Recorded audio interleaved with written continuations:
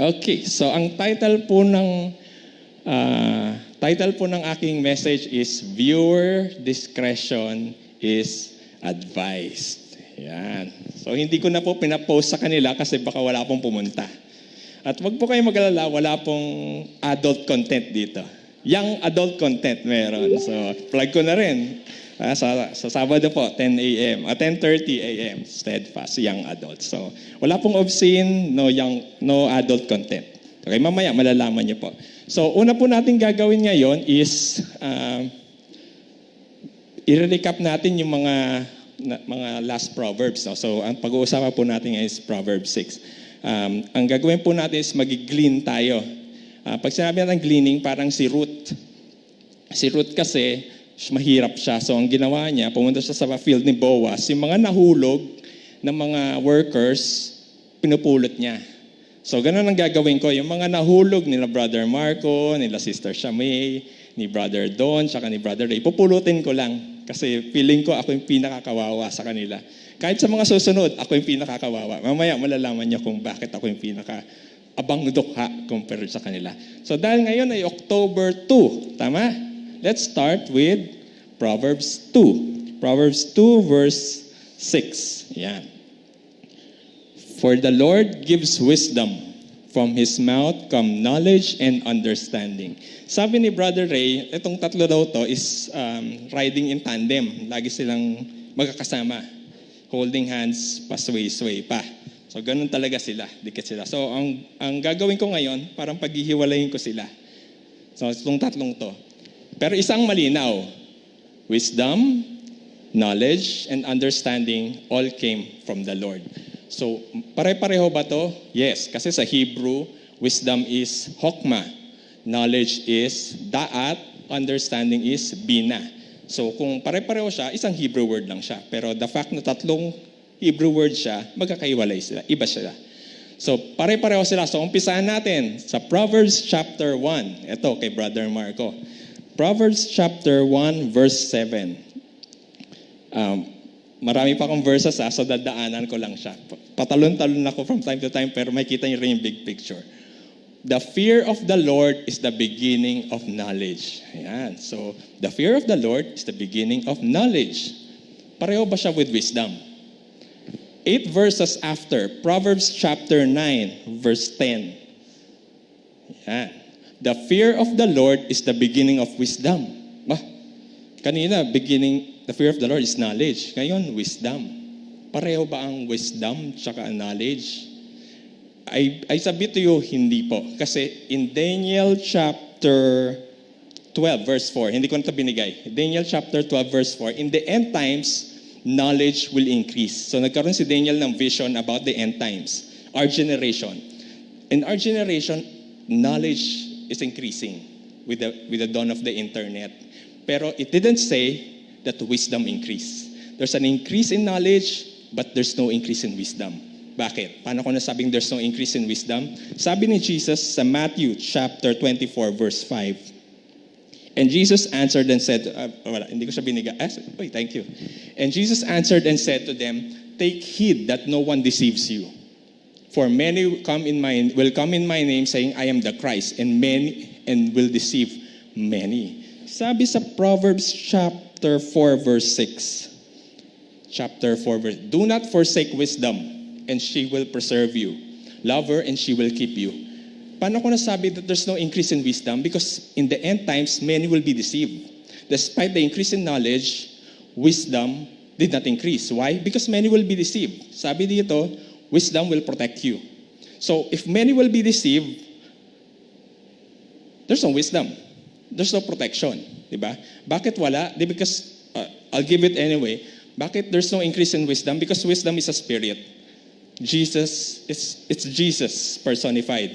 And nakita natin sa verses, sabi niya, in the end times, the spirit of Antichrist will be prevalent. So because there's a spirit of Antichrist, there's no wisdom. There's only an increase in knowledge. Yan. So, ano pagkakaiba ng knowledge and wisdom? Knowledge is to know. Wisdom is to apply what you know. May example po ako dyan, classic example. Pakisabi po, 12 years ago. Ayan. 12 years ago, ang unang-una po naming biniling appliance ng aking may bahay is electric fan, yung desk fan. Yeah, so bumili kami ng desk fan. Ang unang-una kong hinanap, manual. BS Industrial Engineering graduate, naghahanap ng manual. Yung BA ka ba? BS? Political Science. Anong ginagawa ng may bahay ko? Binubuo niya ng electric fan. So ako, I have the knowledge, I have the know-how. Pero hindi ko alam paano buuin. Siya has wisdom. A virtuous woman who can find. Diba? So I did find a virtuous woman. And buo po yung electric fan na yun.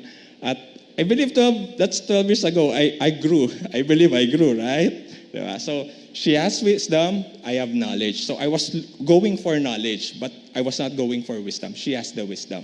So, malinaw. Out of the three, what are we going to pursue? Knowledge, understanding, or wisdom? Ano yung ipapursue natin? Wisdom. Okay. So, malinaw na. Wisdom. Let's go for wisdom. Sabi nga sa James chapter 1 verse 5, ito totoo to sa akin. If any of you lacks wisdom, let him ask of God, who gives all liberally and without reproach, and it will be given to him. If I don't have wisdom, you ask for it. Sabi ni Lord, you ask for wisdom. Don't ask for knowledge. Ask for wisdom. Diba? So, malinaw na. Let's go for wisdom. Sige, let's go for wisdom. Proverbs chapter 4 verse 7. Wisdom is the principal thing. Tama, di ba? Therefore, get wisdom. Ano to? And in all you're getting, get understanding. Kala ko ba wisdom lang? And ngayon, get understanding. In Proverbs 4 verse 5, get wisdom, get understanding. Ano ba talaga? Okay, so ang binigay sa picture ni Lord is, pag nakakita kayo ng 1,000 pesos at nakakita kayo ng 500 pesos, anong pupulutin nyo? Both. Both. Good answer. So, both. So, anong pagkakaiba ng wisdom tsaka understanding? Diba? Sabi, great wisdom sa principal thing. Tapos, get wisdom, get understanding. In Proverbs 2 verse 11, it says there, discretion will preserve you, understanding will keep you. So, wisdom keeps you, understanding keeps you also. So, parang pareho yung wisdom tsaka understanding.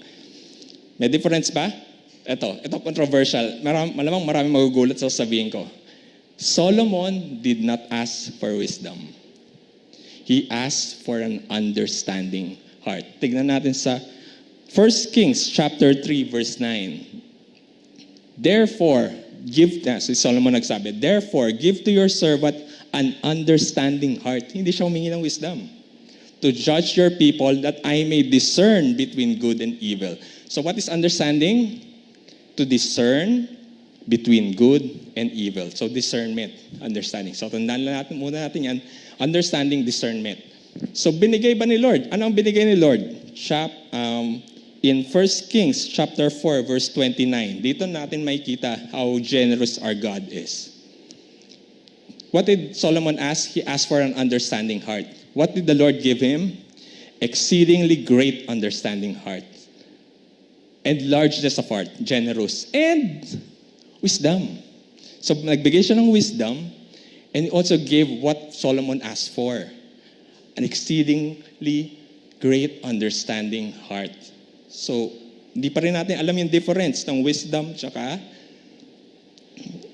understanding, di ba? Wisdom is applying what you know, right? Applying what you know. May magandang verse dito sa Proverbs chapter 3 na talagang makikita natin yung difference ng wisdom tsaka understanding. In Proverbs chapter 3 verse 19, the Lord by wisdom founded the earth. How did the Lord found the earth? Wisdom. By understanding, He established the heavens. So, wisdom, earth, understanding, heaven. Punta tayo sa Genesis chapter 1 verse 6. How were the heavens were created? By understanding. In Genesis chapter 1 verse 6 to 8, Then God said, "Let there be a firmament in the midst of the waters, and let it divide the waters from the waters." Discernment is, understanding is discernment between good and evil. How was by understanding, the Lord established the heavens. How did God create the heavens? Tuloy lang natin, ha? Verse 7. Yeah. Thus God made the firmament and divided the waters which were under the firmament from the waters which were from the above the firmament, and it was so. And God called the firmament heaven. So this is the story of how the heavens were created. What did God do? He divided the waters from the waters. That's understanding. Discernment is knowing what's good and evil. Madali yun. Good, evil. Ba? Itong waters from waters, ito yung mahirap. Kasi you're choosing good and good. You're dividing waters. Paano mo hihiwain ng water? Diba? That's understanding. Dividing the waters from the waters. God established the heavens through understanding. Okay? Tignan muna natin yung wisdom. Kasi yung wisdom is yung the next verse eh. In Genesis chapter 1, verse 9 to 13. Yan. So, kanina diba binasa natin, wisdom was founded by, God founded the earth by wisdom. So, ito yung story ng earth. Then God said, "Let the waters under the heavens be gathered together into one place, and let the dry land appear." And it was so. And God called the dry land earth. So how did God create the earth? By wisdom. How did He create the earth? He it's not divided. He gathered the waters so that dry land can appear. Understanding is dividing the waters from the waters. Earth, wisdom, gathering the waters so that dry land will appear. There's action pag wisdom. There's action. Eh natapos sabay yung story? Hindi pa. As soon as God created the earth, as soon as dry land appeared, what did God do? He called forth, "Let the earth bring forth grass, the herb that yields seed, and the fruit tree that yields fruit according to its kind." The first time dry land appeared, what did God call for? The trees, right? The earth was founded through wisdom. And the first time earth appeared, trees appeared. Let's see in Proverbs chapter 3, verse 18. Kanina binasa natin Proverbs 3, verse 19, di ba? Ito yung previous verse. Wisdom is a tree of life to those who take hold of her. It means that wisdom has fruits. It's the action. Yun yung nakikita ng tao. The fruits. And the first time that when dry land appeared, trees were the first things that were created. And wisdom is a tree of life. So as soon as dry land appeared, wisdom appeared. At balik tayo doon sa verse, sa Genesis. Genesis chapter 9. Genesis chapter 1, verse 9. He called seas, diba? And God saw that it was good. When wisdom first came, that's the time God said, it was good. Nung second day, binasa natin, verse 6, sa heavens, walang it was good, di ba? He just divided the firmament, divided the waters from the waters. Walang it was good. But when wisdom came, God said, it was good. Amen. So, nagigets po ba? So, it's wisdom. Wisdom has fruits. And as soon as wisdom appears, it was good. Amen. So, okay. Balik tayo sa understanding, di ba? How do you divide the waters from the waters? Ito yung third day ng creation. Let's go to the fourth day of creation. Genesis chapter 1, verse 14. Yeah. Then God said, "Let there be lights in the firmament of the heavens to divide the day from the night, and let them be for signs and seasons and for days and years." Where did God created that? The firmament above. So ang ginawa niya, understanding, divided the waters from the waters. The one under the heavens created wisdom. Ito yung sa above, the waters. He created lights to divide the day from the night. Let them be for signs and seasons and for days and years. Understanding was the heavens were established through understanding. Ba? Understanding is to discern good and evil. Understanding is to divide the waters from the waters. How will you divide the water from the water? Good with good. How do you divide that? By knowing what time and season that you are right now. There's a time for everything. This one may be good, this one may be good, but it depends on what time it is in your life that you will know which one of the two you will take. That's understanding. That's discernment. Knowing the times and seasons of your life. Amen? Nagigets po? Kaya pa? Okay. Ayan. Proverbs chapter 20 verse 5. Counsel in the heart of man is like deep water. Diba? That's knowledge. But a man of understanding will draw it out. That's understanding. I have a lot of knowledge. Alin doon yung gagamitin ko? That's understanding. It will draw you out. It will draw out that correct knowledge. So if we can define, knowledge is to know. Wisdom is to apply what you know. Understanding is to know what knowledge to apply. Okay? Ulitin natin, ha? Knowledge is to know. Wisdom is to apply what you know. Understanding is to know what knowledge to apply. Gets po ba? Siguro, gagawa ako ng example. Sige. Knowledge, understanding, and wisdom. Stoplight. Yan. Stoplight. Lahat dito nakita ng stoplight na? Good. So, the light turned red. What's that? Information. Ang galing ni ate. Information. Light turned red. Information. Knowledge. Red means stop. Understanding. Red means stop. Wisdom. Apply the brakes. Okay. Green. The light turned green. Okay. Information. Light turned green. Knowledge. Green means go. Understanding. Green means go. Pareho lang. Wisdom, step on the gas. Diba? Ito, maganda. Yellow. Information. Yellow. Knowledge.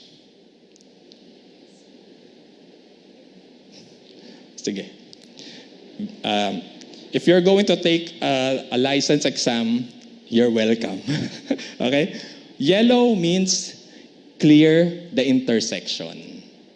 Yun ang ibig sabihin. Hindi siya, tama yung slow down, tama rin yung speed up. Kasi yellow means clear the intersection. So that's the knowledge. Clear the intersection. Understanding. Ano yung understanding? If the light turned yellow, bago ka dumating ng intersection, you slow down. Wisdom, step on the brake.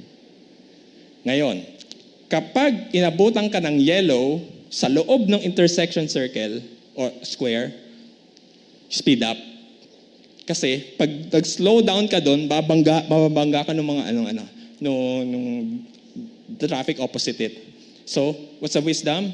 Step on the gas. So it depends on the time and season kung saan ka inabutan. That's the dividing the waters from the waters. Parehong good. Slow down, step on the gas. Pareho yun. They're parehong good. Pero how is it good? How is it correct? By knowing the times and seasons. Nasaan ka ba? Before the intersection or after the intersection? Ba? So that's understanding. That's discernment and discretion. Yan. Kaya viewers' discretion is advised. So pag nakita ka ng ganun na pag manonood ka at nakalagay doon, viewer discretion is advised. Cautious ka, di ba? Kasi, tama ba to o hindi? Hindi ko sinasabing good, hindi ko sinasabing bad. Kasi what's good for me may be bad for you. Or what's bad for me may be good for you. So it's your discretion. You choose yes or no. Di ba? Pag discrete, sa math kasi, pag discrete variables, 1, 2, 3, 4, 5. integer. Walang in between, hindi 1.5. Continuous yun. Pag 1.5, ano ba siya? 1 o 2? Hindi. Pag discrete, it's 1 or 2. Pili ka doon sa dalawa. That's discretion. Discernment, identify muna. There's no point you discern but you don't choose. And there's another point. There's another thing that's wrong is you choose the wrong thing. Di ba? Sige, let's do an actual scenario of wisdom. Let's turn to 1 Kings chapter 3 verse 23 to 27. Ito, binanggit ni Sister Doreen yung preaching niya. Wala pa tayo sa Proverbs 6 ha, lasa to. The context is there were two mothers. Pero very gracious si Doreen. Sabi niya mothers. Actually, in the Bible, it says there were two women who were harlots. There were two prostitutes. They're prostitutes. And what was Solomon doing? He is listening to them. See the humility that Solomon has. The first thing that he did when he received wisdom, he was listening to the stories of the prostitute. So ang nangyari, there was one prostitute who gave birth, then another one gave birth, and then ang nangyari, yung isa sa kanila, gumulong, napisa siguro yung anak, namatay. So ang ginawa niya, pumunta siya doon sa kabilang bahay, pinagpalit niya, parang Mara Clara, pinagpalit niya yung anak, tapos pagising nila, patay na yung anak ko, ba't ganon? Then pumunta sila sa king, tapos nagsalita na sila. And yan, eto na, let's go to the story. And the king said, the one says, this is my son who lives, and your son is the dead one. Yan yung sabi ni Harlot 1. And the other says, no, but your son is the dead one, and my son is the living one. Yan yung sinasabi ni Harlot 2. So he said, she said. She said, she said. So nagtuturuan sila. Waters from waters. Parehong knowledge, same knowledge. They're saying the same thing. So what did Solomon do? He needs discernment. So what did he do? He asked for, bring me a sword. Discernment. Gusto niyang malaman kung sino yung nagkasabi ng totoo, knowing good from evil. So they brought a sword before the king. And the king said, divide the living child in two and give half to one and half to the other. Okay? And then let's proceed to the next verse. Verse 26. Yan. Okay. So verse 26. The woman whose son was living spoke to the king, for she yearned with compassion for her son. And she said, oh my lord, give her the living child and by no means kill him. But the other said, let him be neither mine nor yours, but divide him. So yung evil woman, sabi niya, kill the child. Sabi nung tunay na mother, no, give it to her. Discernment. Ang ginawa ni Solomon? He discerned between good and evil. Nung narinig niya to, alam niya na which one's good, which one is evil. And then, what is discretion? Alam niya, ibigay dun sa true mother. So the king answered and said, wisdom na. Give the first woman the living child and by no means kill him. She is his mother. So dito bumilib yung buong Israelite. Dito bumilib kasi they saw the wisdom. And what they didn't saw was the thought process, the knowledge, the understanding, and they just saw the wisdom. Binigay ni Solomon yung child doon sa totoo niyang nanay. Right? Okay. Let's go. Intro lang po yon. So alam niya na, understanding, no? I'm zooming in on understanding. So now let's go to Proverbs chapter 6. We're going to read all of it. Pero nakita niyo naman, inuubo-ubo na ako. So, I ask for help. For technology, we're going to listen it para hindi na natin siya balikan. Okay? Tsaka may tendency ako kasi na magbadali. Mas magandang namnamin natin. Kalang media team, sasabayan natin sabayan natin yung yung pagbasa niya I-show natin yung verse para binabasa natin tsaka pinapakinggan natin. Okay? So let's go to Proverbs 6. Okay? Ready na po? Media? Okay. Sige, we can show it na. Proverbs 6.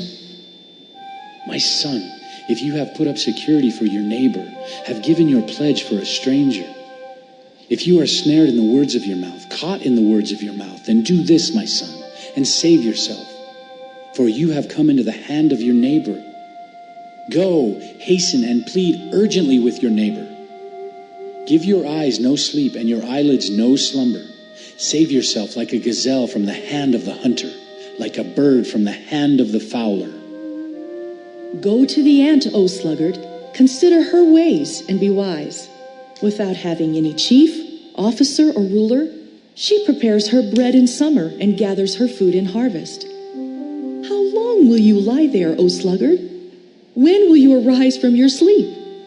A little sleep, a little slumber, a little folding of the hands to rest, and poverty will come upon you like a robber, and want like an armed man. A worthless person, a wicked man, goes about with crooked speech, winks with his eyes, signals with his feet, points with his finger, with perverted heart devises evil, continually sowing discord. Therefore, calamity will come upon him suddenly. In a moment he will be broken beyond healing.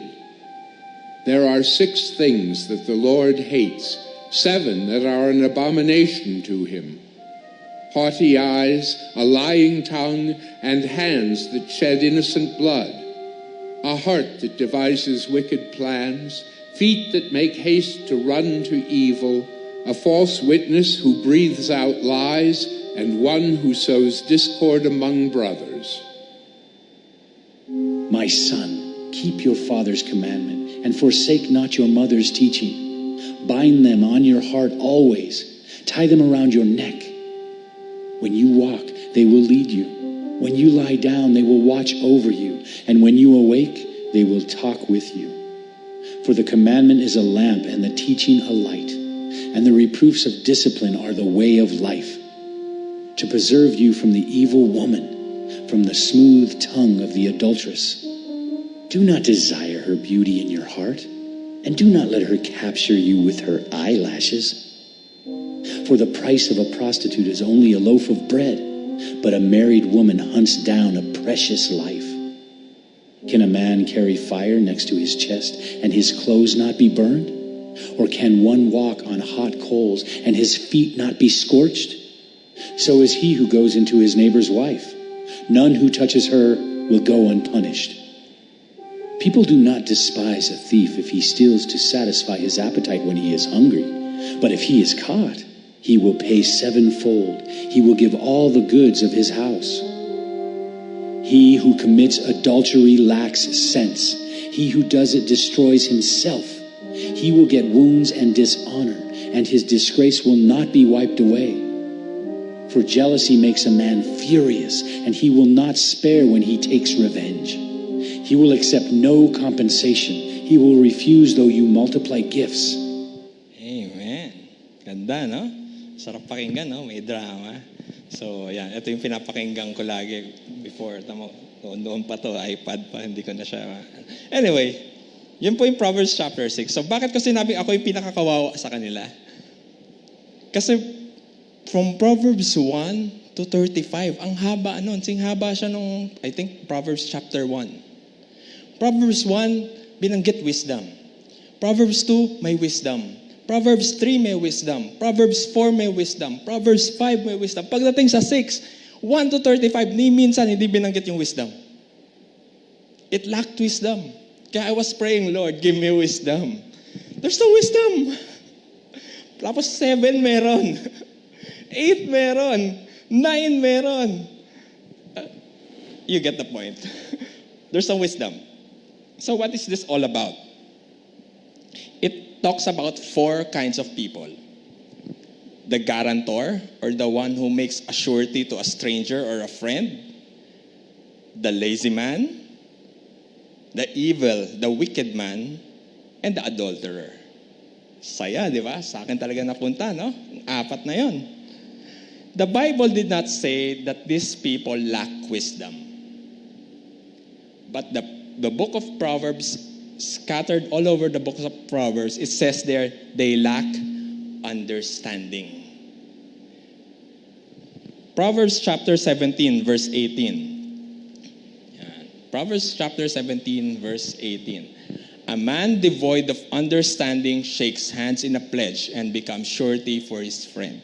That's the guarantor, the one who makes surety to a stranger or a friend. Proverbs chapter 24, verse 30.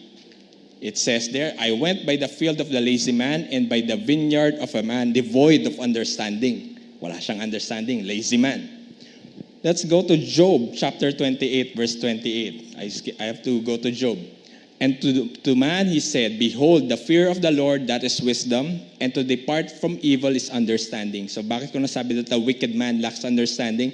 The wicked man is quick to go to evil. Nabasa natin sa Proverbs 6, di ba? So he lacks understanding because to depart from evil is understanding. Siya, pumupunta siya sa evil. So wala siya understanding. And lastly, the adulterer, Proverbs chapter 6, verse 32.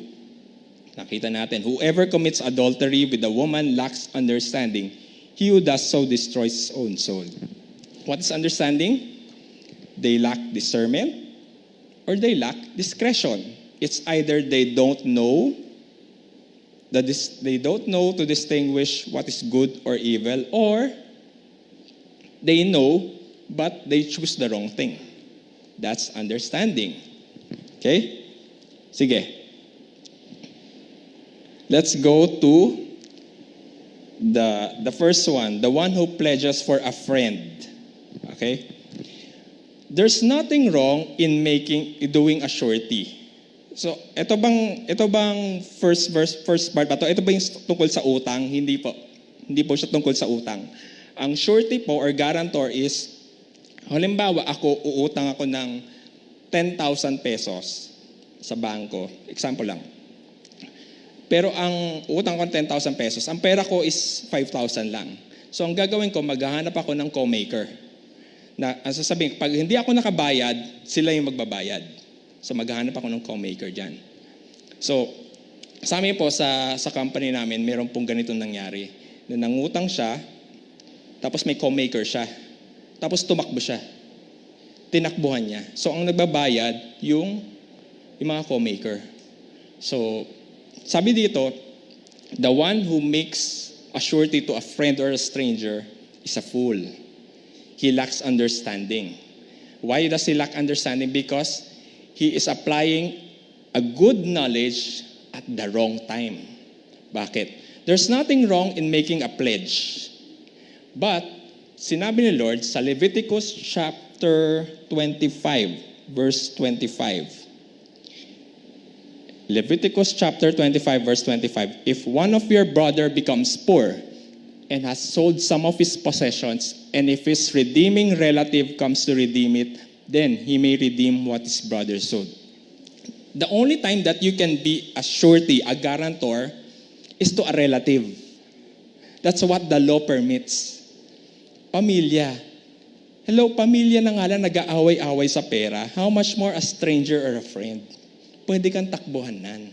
That's why he lacks discretion. He lacks discernment. He is applying a good knowledge at the wrong time. Kasi he is applying it to a friend or a stranger, hindi sa pamilya niya. This concept is the concept of the kinsman redeemer. Yan. Ibang topic po yun. Maganda rin topic po yun. Proverbs chapter 11, verse 15. It says there, he who is surety for a stranger will suffer, but one who hates being surety is secure. Being a surety means if this one becomes irresponsible, I will take responsibility for it. If this person cannot pay, I will pay. That's the surety thing. So he lacks discretion. And maganda po dito, if you're already in that situation, there's a way out. Wisdom. You go to your friend, tell your friend, I don't want to be a surety anymore. Diba? Yun yung sabi sa Proverbs chapter 6. Plead to your neighbor para makawala ka dun sa guarantee na yun. Yeah, that's the wisdom. Okay? Let's go to the lazy man. Okay, the lazy man. The lazy man is applying good knowledge at the wrong time. Anong ginagawa ng lazy man? Tulog ng tulog. Masama bang matulog? Ngayon, oo. Joke lang. Huwag kayo matulog ngayon. Huwag kayo matulog ngayon. Masama ba matulog? Hindi. Di ba? The Lord gives His beloved sleep. In Ecclesiastes chapter 5 verse 12, it says there, the sleep of a laboring man is sweet, whether he eats little or much. But the abundance of the rich will not permit him to sleep. So the sleep of a laboring man is sweet. Di ba? Hindi masamang matulog. Bakit siya full? Bakit siya lacks understanding? Because he is sleeping in the harvest. Tignan natin yung Proverbs chapter 19 verse 15. Laziness casts one into a deep sleep, and an idle person will suffer hunger. Yeah. In Proverbs chapter 10 verse 5, he who gathers in summer is a wise son. He who sleeps in the harvest is a son who causes shame. What is a lazy man? He sleeps in the harvest. Nung binabasa ko to, wow, sleeping in the harvest. Hindi siya sleeping during planting season. It's sleeping in the harvest. Ibig sabihin, andyan na yung blessing, kukunin niya na lang, ayaw niya pang dalhin. Natutulog pa siya. Sa Proverbs, meron na sinasabi, the lazy man buries his hand in the dish and is too lazy to bring it to his mouth. That's laziness. In Numbers chapter 33 verse 53, hindi ko binanggit to. You shall dispossess the inhabitants of the land to dwell in it, for I have given you the land to possess it. When the Lord said, I give you the land to possess, binigay na nga sa'yo, bakit mo pa kailangan i-possess? Because there's a difference between receiving and possessing. You receive healing, but are you possessing it? Are you possessing the promise? God has already given you a promise. Are you claiming it? Are you possessing it? If you're not possessing it, what's given to you, that's laziness. That's the Bible definition of laziness. Let's go to the wicked man. The wicked man cannot, if you're already lazy, what's the way out? Go to the ant. Tignan mo yung ant. Yung ant, hindi nagtatanim. Nag-gather lang siya during harvest, during summer. He gathers and gathers. So, the first two, even if you're in it, even if you've made a guarantor, a friend or stranger, even if you're a lazy man, there's a way out. There's wisdom. Let's go to the evil man. The wicked man. The wicked man cannot distinguish good as he devises evil continually. May kilala ba kayong ganito? Haughty eyes, a lying tongue. Ano yung description sa kanya? Haughty eyes, a lying tongue, hands that shed innocent blood, a heart that devises wicked plans, feet that make haste to run to evil, a false witness who breathes out lies, and one who sows discord among brethren. May kilala kayong ganyan? Recently? Meron? Ako rin, may kilala. Gusto yung pangalanan ka? Hindi ko pwede pangalanan kasi sa Bible, hindi naman siya pinangalanan. Yung harlot, yung binasa natin kanina, yung harlot, di ba? She told lies, she's quick to shed innocent blood kasi gusto niyang patayin yung bata. Di ba? Pareho ba tayong inisip? Sige. Disclaimer, any resemblance is purely coincidental. Okay? So, wicked man, what's the way out? Wala. Walang binanggit. Ang way out lang, sabi sa Bible, let's not go to the path of the wicked man. Iwasan natin. Kasi pag nandun ka na, it's very hard to get out. You need the power of God to get out. The first two, the lazy man and the guarantor, there's a way out. There's wisdom. Etong the next two, there's no way out. The adulterer.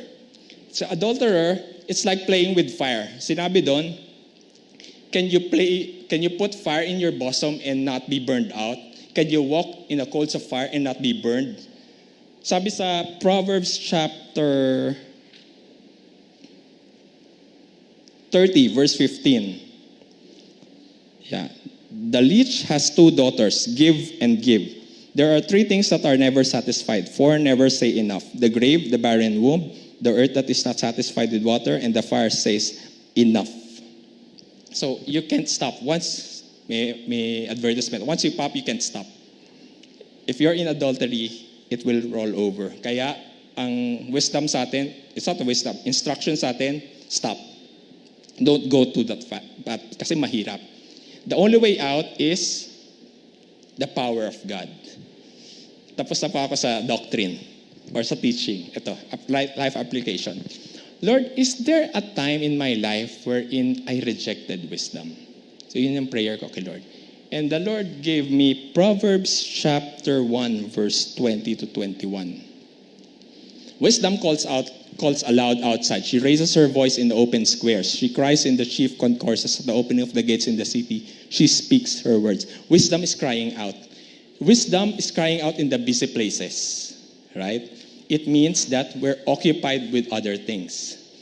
When we reject wisdom, it's not God saying, do you want wisdom or not? Never. It's always, I'm asking for something else. I'm occupied with other things. That's why wisdom has to shout. Nakita natin, the first two, they need the wisdom of God to get them out of the situation. The next two, they need the power of God. Asking for other things is not good. Asking for other things is not bad, actually. In 1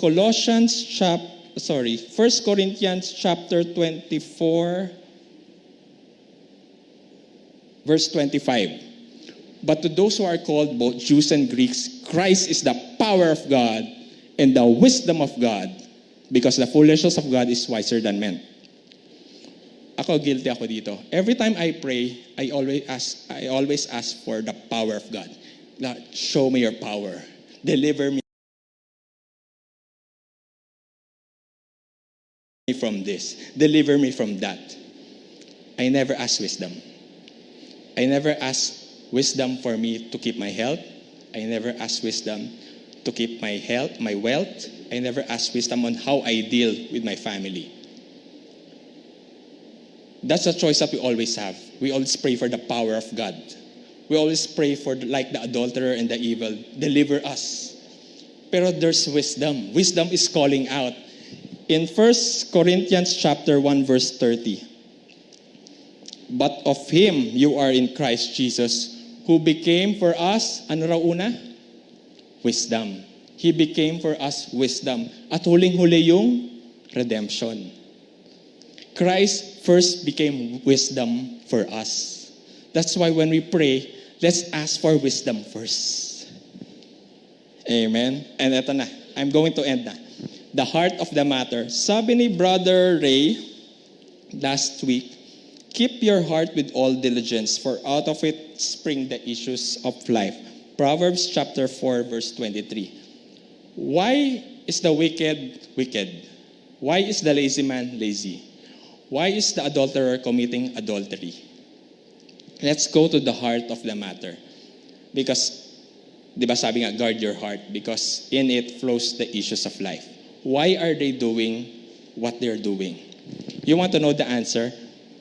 Jesus himself described what is in the heart of a wicked man and a lazy man. Let's go to Matthew chapter 25. This is the parable of the talents. Chapter 25, verse 24 to 26. This is the parable of the talents. So the story is the man went away. He gave 5 talents to one servant, 2 talents to other servant, and 1 talent to the last servant. And then the first servant gained 5 more. The other servant got 2 more. The other one, only 1. So ito na, nagkakasingilan na. Then sabi niya, sabi nung the 1 talent, sabi niya, then he who had received the 1 talent came and said, Lord, I knew you to be a hard man, reaping where you have not sown, and gathering where you have not scattered seed. And I was afraid and went and hid your talent in the ground. Look, there you have what is yours. Yan yung sagot nung 1 talent. Nabigyan ng 1 talent. Ano sabi nung Lord niya, nung master niya? Verse 26.